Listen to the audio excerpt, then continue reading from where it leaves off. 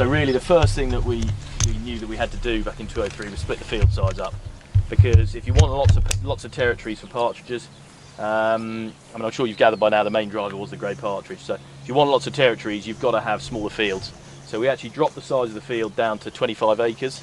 We did completely away with block cropping, so if you look across the whole vista, no two fields are the same crop, and it's a complete pain for Conor because he has to keep changing his header and all the rest of it. But it just means, I mean, wildlife doesn't like big monocultures of one crop, you know what I mean? The way we split the fields up was very simple. We threw up an old-fashioned hedge bank, and we seeded that with cocksfoot and timothy and all the kind of tussocky grasses. We planted a hedge on top. The GWCT, bless them, told them we didn't need a hedge, but we took the lead on that. We planted hedges on them all, and actually we're kind of glad we did, because it provides very good protection from raptors in the, especially in the early spring and stuff when the rest of the countryside is pretty bare. So we put mixed hedges on top: hawthorn, blackthorn, dogwood, spindle, guelder rose, holly, all that kind of stuff. Then next to the hedge we have a 6 metre AB9 as it is now. It used to be a wild bird mix. Same thing, so that's a nice mix of all sorts of different. We have one side of the hedge is an annual, and the other side is a biennial. So we have sort of kale, and we let it go to seed, a bit like this one. This is a 2-year strip. You've got chicory coming up, second year kale, fodder radish, all that kind of stuff, phacelia, all that kind of stuff. And then we have a drying out ride, otherwise known as a sterile strip, which is so the keepers can get around and check traps and snares and that kind of stuff. And then inside that you have 12 metres of either AB 10 or 14, which is the conservation headlands, depending on whether it's a winter cereal or a spring cereal. This one is obviously a winter cereal. And then inside that, farmed intensively, fertiliser, sprays, all the rest of it. So that's sort of how, and we followed this format all the way across the project, and it's, we've kind of changed the sizes of strips and all the rest of it, but this seems to work. It fits Conor's kit and all the rest of it, and yeah, so far so good. This is obviously where this conservation headland is never sprayed, never fertilised. This is where all the insect life is, obviously where the broadleaf weeds are, where the insect life is to feed the partridge chicks. The idea is this is your winter cover, and this is your kind of brood rearing cover, as it were. So the nests will be in there, will they? Nests are normally on the hedge bank, okay. Yeah, and then the hen will normally bring her brood through, and she'll forage in this cereal headland, and that should be full of insects, all being well. I'll sweep it in a minute and see what we can find. So, yeah, but it's all done so it fits the kit, So 3 metre kit for the strips here, and then Conor's booms and everything. All 24 metres. Just I briefly talked about it. So our rotation follows is generally a first wheat. We don't second wheat anything, and then it'll either follow. Our rotation till now has been sort of winter wheat, winter barley, spring barley, and then a break of either grass or a pulse. We're actually going to knock back on the winter barley area slightly because the margin's not fantastic on it. The herbicide control is a pain in the arse, and the margin, because we generally always make malting on spring barley, so our margin on spring barley is better anyway. It means we can cover crop over winter. It means more stubble for Charlie. It just means we've a slightly heavier workload in the spring then, which we can get round. So that's generally how it's worked. The break crops have either been grass, so we put in 2 to 3 year grass layers for the sheep. We've got 1,600 sheep here, April lambing all outdoors, so they'll be rotated around every 2 years. So the shepherd, bless him, there's next to no permanent fencing or water. So throughout the arable rotation, his fields get flipped around all the time. So he works off a wrapper system and bowsers, and that's how we work. So we have 1,600 ewes. I've got 2 full-time shepherds. So from a labour basis, I would have liked to have been covering 2,000 ewes, but I could probably attribute a day or half a day a week to fencing and water.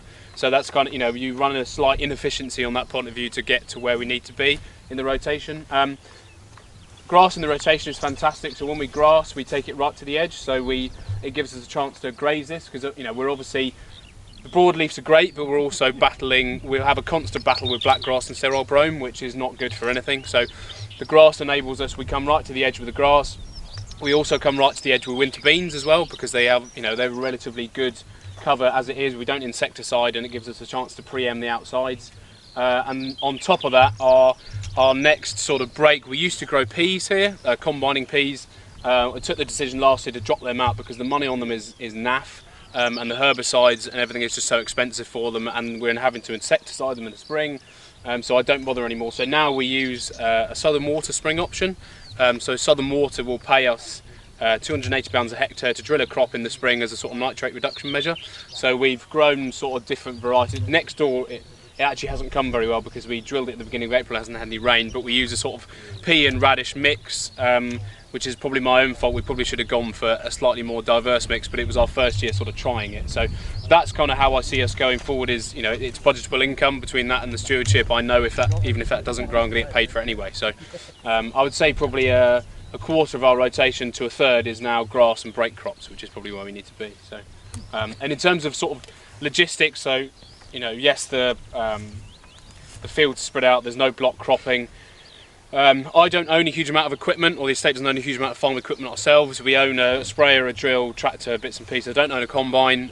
We have very good sort of self-employed contractors who come in and do work, so I can pull. It means that we can do work quickly, because the area, you know, we lose efficiencies with small fields, and I can't do any night work because of the nesting birds. So, you know, we can have 2-3 drills going, 3 combines, and we just try and hit it during the day. That's the only way we can get around everything effectively. So, and it means, because I don't carry a huge amount of capital infrastructure in terms of machinery and labour, it means if I want to cover crop 300 acres a year, then it doesn't matter to me. You know, so that's kind of how we've structured the business, which it works.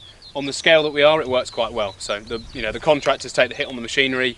You know, we pay them well for it, but I can sort of turn them on and off, which works quite well. So 25 sweeps is normally the standard that we do. Long, hot, dry summers aren't great for invertebrates, as we all know.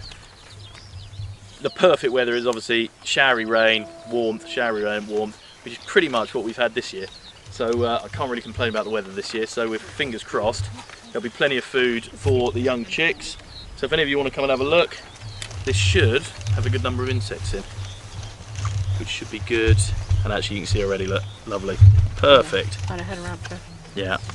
So these what I call them plant bugs, but Julie's going to tell you the Latin name now. If I see lots of these, that's a good sign, because they're brilliant for chicks. And as you can see, there's a lot. That's a very good sample, Julie. Yeah, actually. it's not bad. Quite excited about that. Yeah. So that's what we want to see. You can see there's a lot of insects in there. Actually, that is a good sign. Yeah. Heteraptera on the sheet. In the back. So for numbers of species, I can just overhear Roger a bit, but I think it's 400 and... It's 550 over 2 years. 550 different species of insect found on here. Including a number of firsts. Yeah. Sussex firsts.